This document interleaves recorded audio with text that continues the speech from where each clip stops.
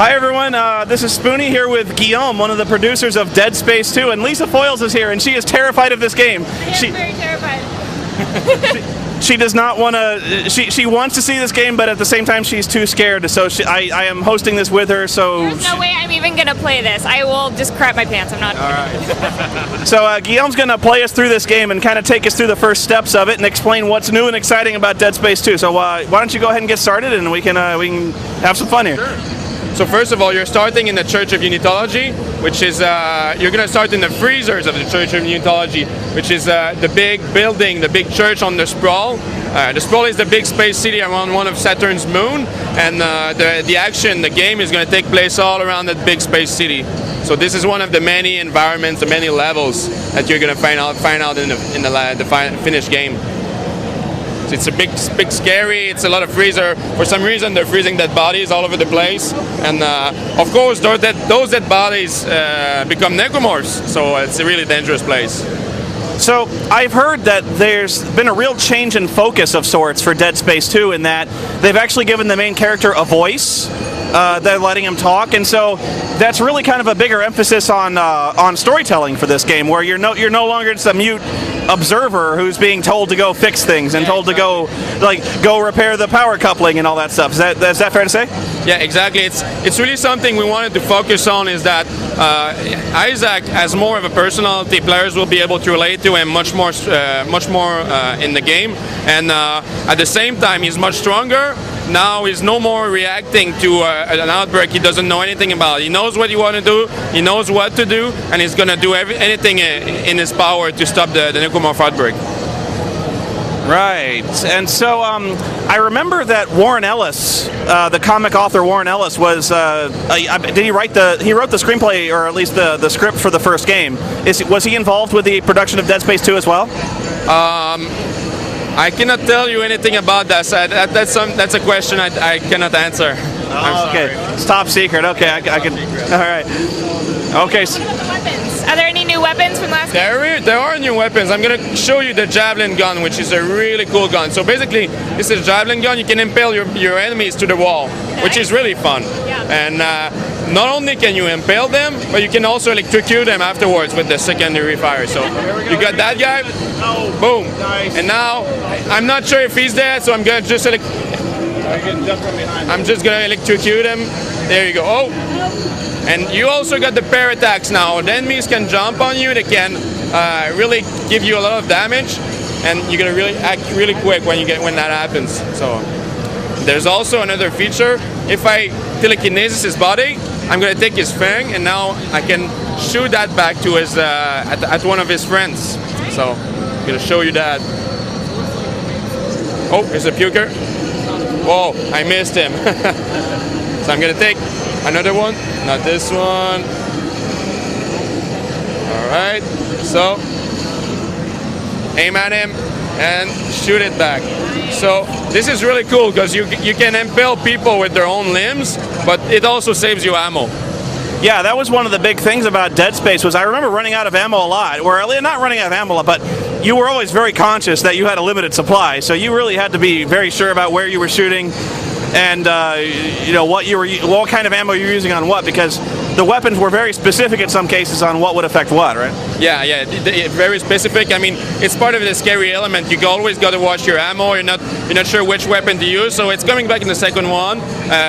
We give you a little more of action, a little bit more quicker, but it's still going to be really towards inventory management, and we really want to keep that very horror aspect and horror genre back in the game, as powerful as it was in the first one, and even more, push a little bit forward again. Right, so is this a multi-platform game? Because we're playing it right now on the PS3, right? It's going to be on the PS3, on the Xbox 360, and on the PC. All right, so on the PC as well. I always love playing on the PC. I got a really good computer, so I love to show it off. All right. So this is one of the new puzzles game. So Isaac is an engineer, so we thought we could give it a little bit more personality. So now he can act into things from the sprawl. So I'm going to show you one of our mini games. He's basically going to act into that system to make some beams come down. So this is the new hacking mini game. I got to find the sweet spot, and when I got the blue spot, I keep it in, press X, and then he's hacking into that. And there's going to have a deploy of the beams. So it's another puzzle right there. We want you to use your stasis and your telekinesis at the same time. So we wanted to have puzzle a little bit more in depth and have a little bit more layers. So this is one of those that's going to be happening throughout the game. So I'm going to run you through a little bit of the puzzle. So first of all, I need to stasis down the wheels and then take the beam down. Now it's going to try to stabilize the wheel. Then I run around and take the other beam down. There you go.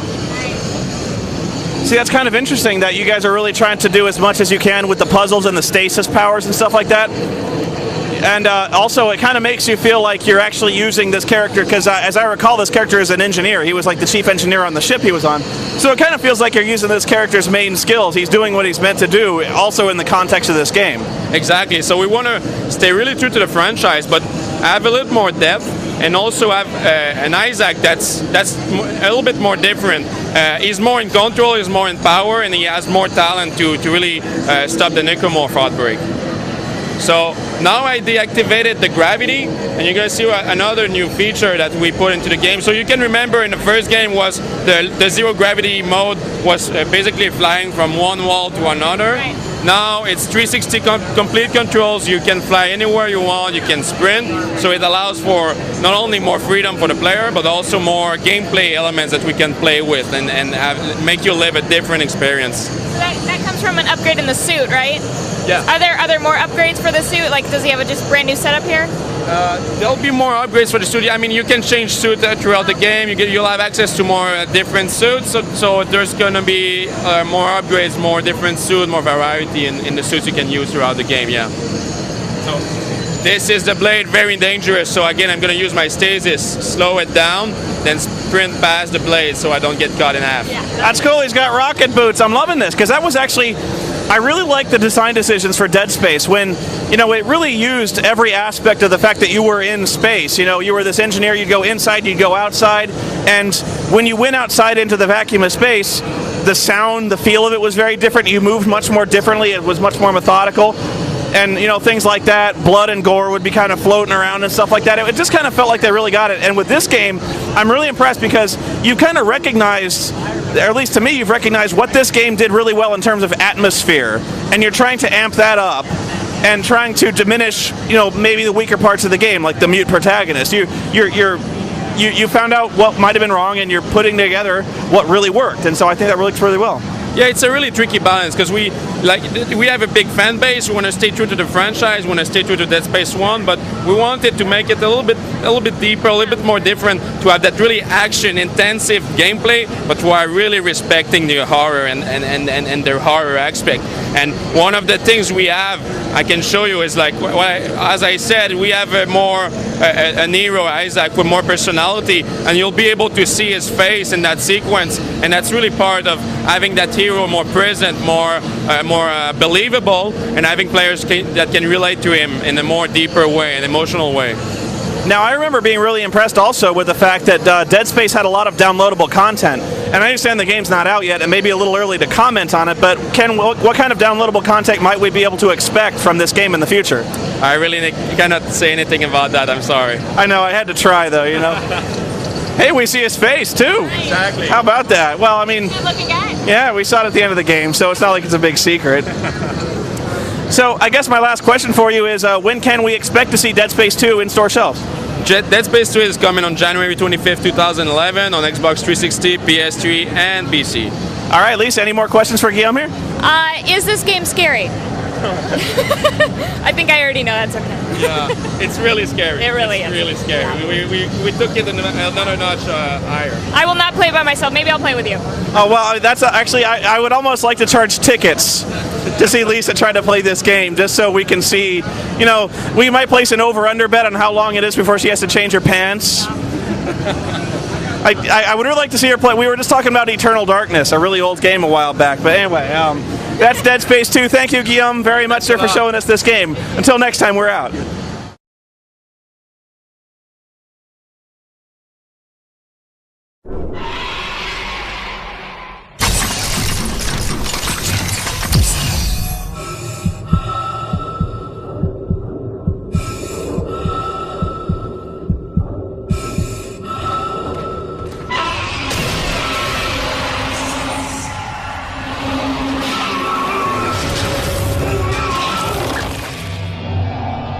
Where the hell am I? You're suffering from a unique form of dementia, Isaac. Something you contracted on ages 7.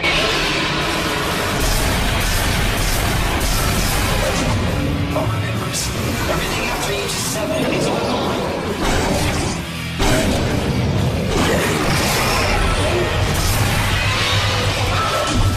Isaac, you're still alive. I keep seeing the symbols. Did you see the symbols? They mean something, Isaac. I need answers. Why do this? Why can't everyone just leave me alone?